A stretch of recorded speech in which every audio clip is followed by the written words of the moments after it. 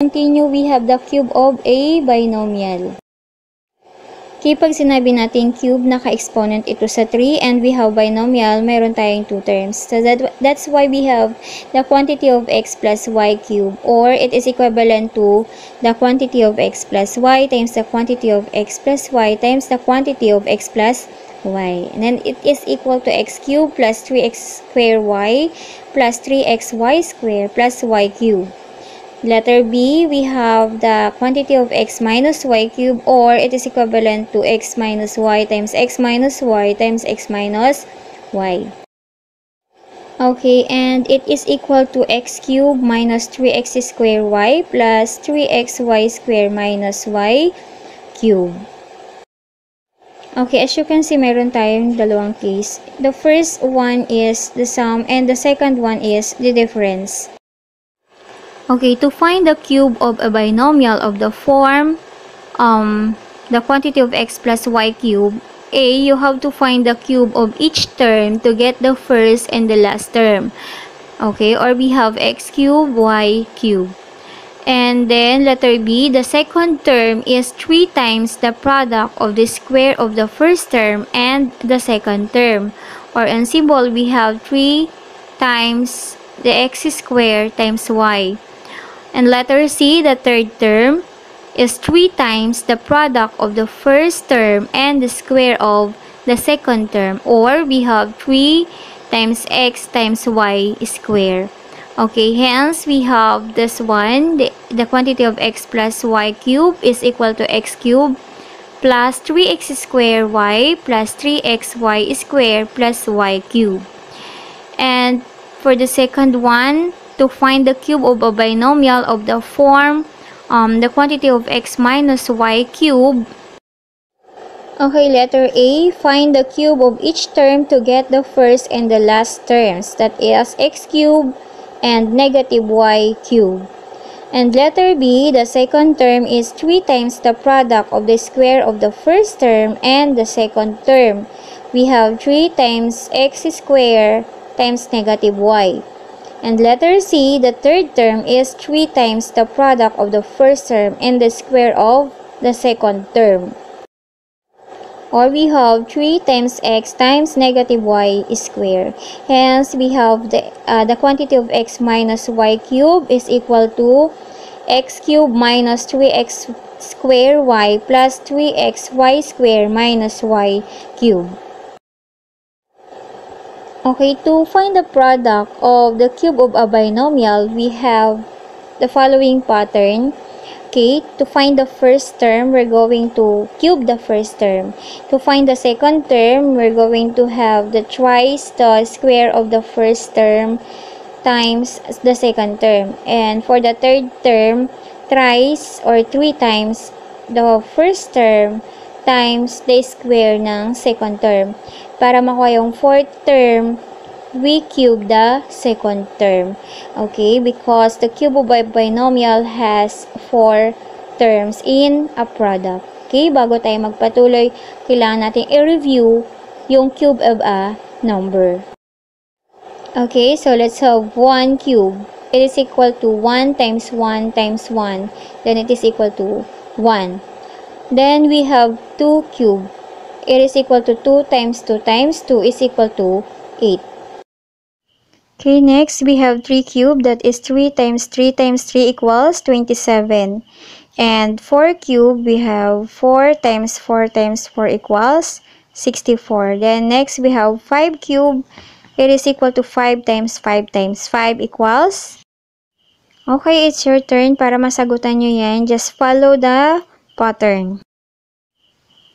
Okay, how do we find the product of cube of a binomial? So, ang product ng cube of a binomial, merong 4 terms.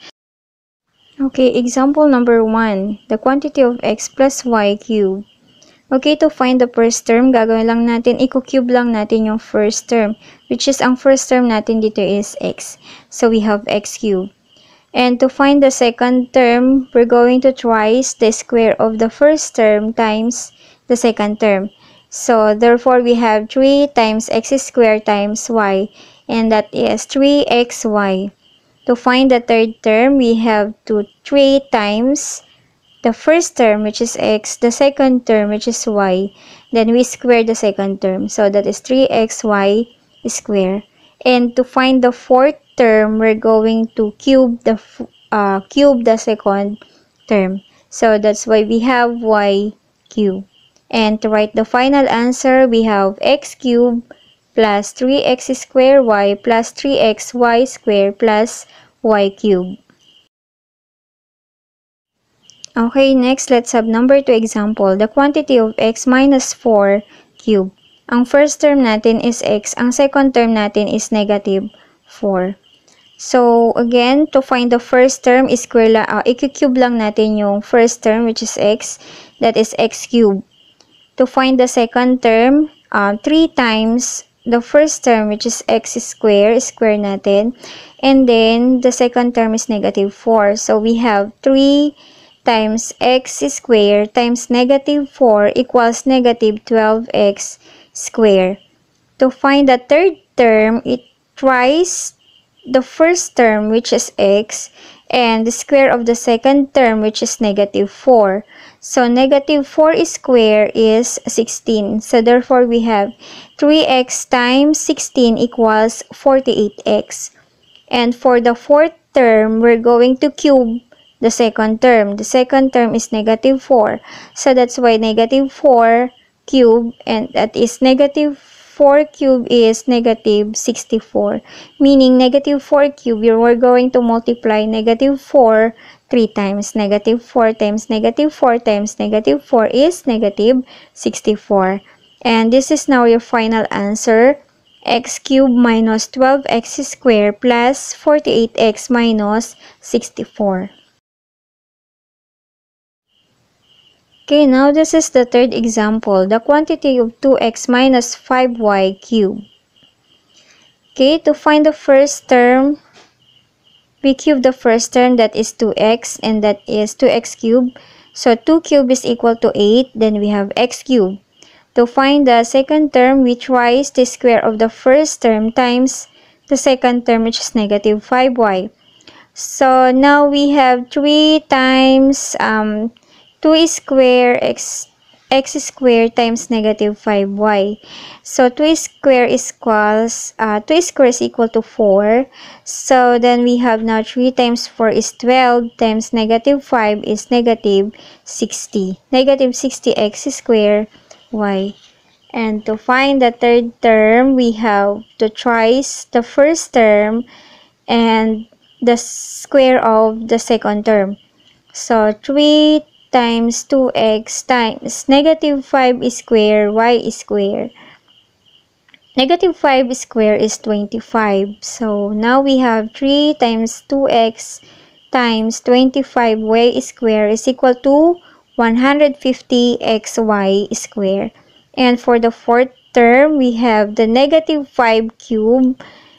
So, negative 5 cube is negative 125. So, therefore, we have negative 125y cube.